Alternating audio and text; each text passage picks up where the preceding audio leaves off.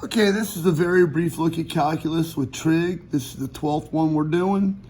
The first one isn't a trig limit. It's just a normal polynomial. So the limit as x approaches 5 of 2x plus 11. Basically, all you do is take that 5 and plug it in. So I take the 5, and when I plug it in, that's going to give me 2 times 5. That's 10. 10 plus 11 is 21. So that's going to equal 21 for that first one. Next one's a little bit more involved. So the limit of cosecant x as x approaches pi over 4. So basically what I want to do is find out what cosecant of pi over 4 is. Now if you have your trig table with you, it's a little bit easier. So I want to find out what cosecant of pi over 4 is. Here's the cosecant column. I'm going to scroll over to pi over 4, that's here. So cosecant of pi over 4 lines up at root 2.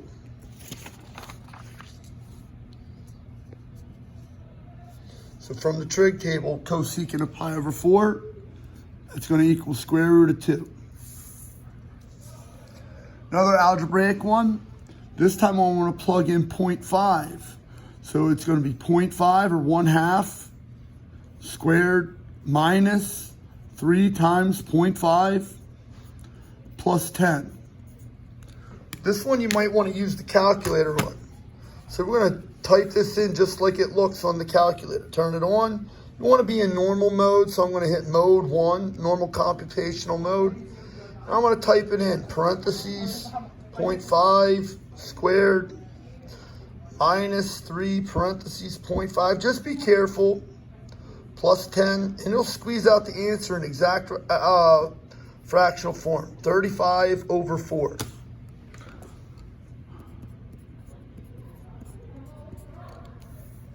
Same idea for this one. I want to plug in 0. So that's no big deal. 5 times 0 squared minus 7 times 0. And, plus 4. So that's going to be 0 minus 0 plus 4. So the answer to this limit question is just going to be 4. It's just going to be 4. Average rate of change is going to be a little bit more involved. So what we have to realize is this is not an x value and a y value. This is an x value and another x value.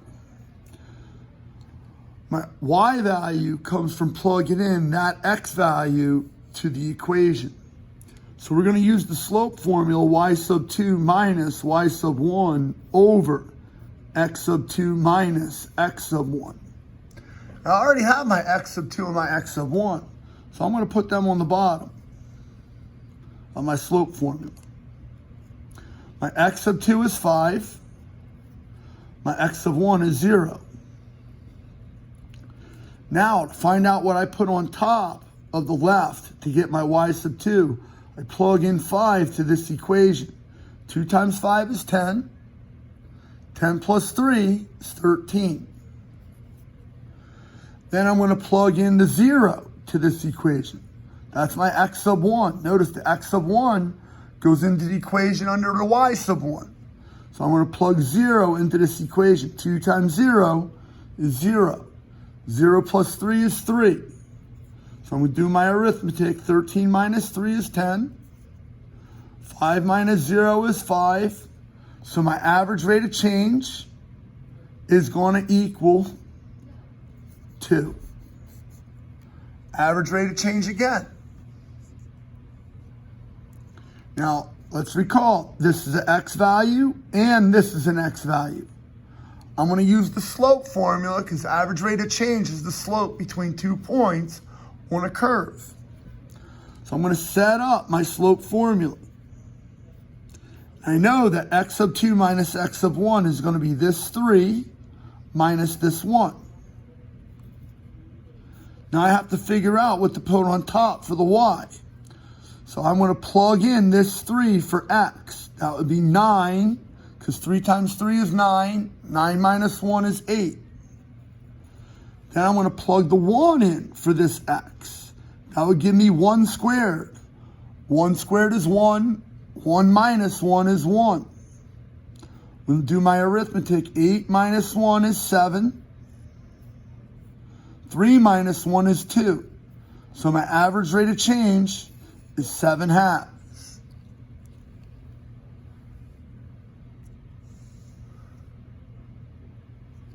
Normal power rule for this derivative. So y prime is going to equal 3 times 7 is 21. X to what power? You subtract 1. So that would be 21x squared. The derivative of 5x plus 19 is just plus 5. So that's my answer, 21x squared plus 5. The derivative of cosine x. So all over my classroom, we have a couple of notes. One of the notes is this: sine, cosine, negative sine, negative cosine, and then sine. And these are derivatives going downward. So if I wanted to know what the derivative of each of these items is, I would just go down one. So it's asking what the derivative of cosine is. From my note, the derivative of cosine would just be down 1. It would be negative sine.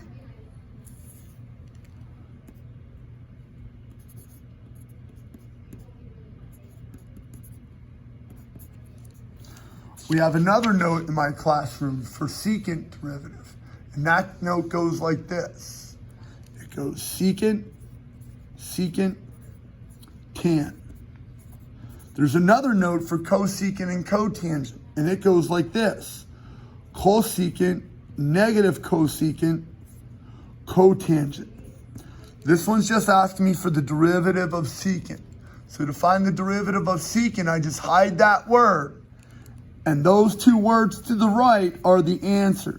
So the derivative of secant x is secant tan, or secant x tan x. So y prime equals secant x tan x. This is called the chain rule.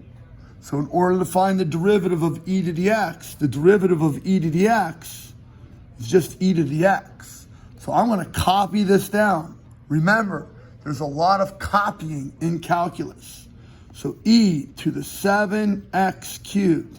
Then I have to multiply it by something. The something that I multiply it by is this derivative of the exponent. So the derivative of the exponent is going to be 21x to the second power. Sometimes people put the 21x squared in front of the e to the x. Sometimes they put it in a chain in the back of the e to the x. And that's why it's called the chain rule. Antiderivative. Oi. So we can do an antiderivative on the calculator. So number 11 is a polynomial antiderivative, and that's doable in the calculator. What I'm going to do is hit mode 1 to make sure I'm in normal computational mode. And then I'm going to hit the area button. That button is right here. So I hit that button. And then I'm going to pump in alpha red x. So alpha red x, and an x will appear. Now I need to cube that. So I'm going to hit X box, put a 3. Now I need to put in the 0 down here on the bottom. So I'm going to down arrow, type in 0. I'm going to up arrow, type in the 4. Hit equals. There it is. The answer is 64.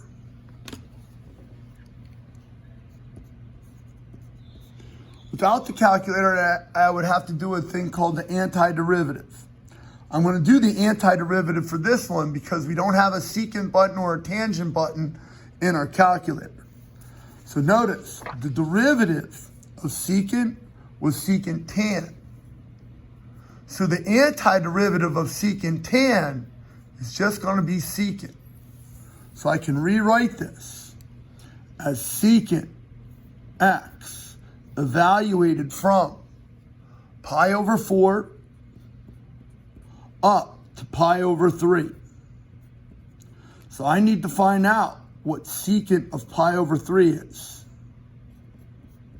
I also need to find out what secant of pi over 4 is.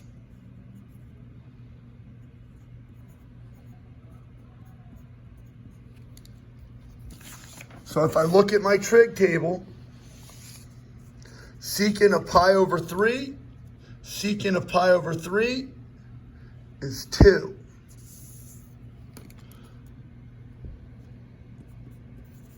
Secant of pi over 4, the secant of pi over 4, let me find that one.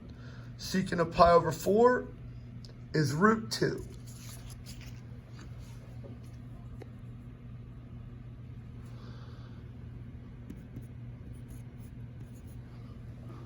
My answer is going to be 2 minus root 2. Now I'm going to go back and do number 11 by hand, by actually finding the antiderivative. So the calculator told us our answer was 64. The antiderivative of x cubed, I have to add 1 to the exponent. So that would be x to the 4th. It's the opposite of taking the derivative, which is subtract 1. It's the opposite of taking the derivative. In the derivative, we multiply by the exponent. In the antiderivative, we divide by the exponent. And then this is going to be evaluated from x equals 4 to x equals 0. I'm sorry, from x equals 0 to x equals 4. So when I plug in 4, that's going to be 4 to the 4th divided by 4. 4 to the 4th divided by 4, which would be 4 to the 3rd, which is 64. So this is going to be 64 up here. Then when I plug 0 into this, that's going to be 0 to the 4th divided by 4. That's 0. So my answer is going to be 64 minus 0, which notice was our original answer of just 64 when we used the calculator.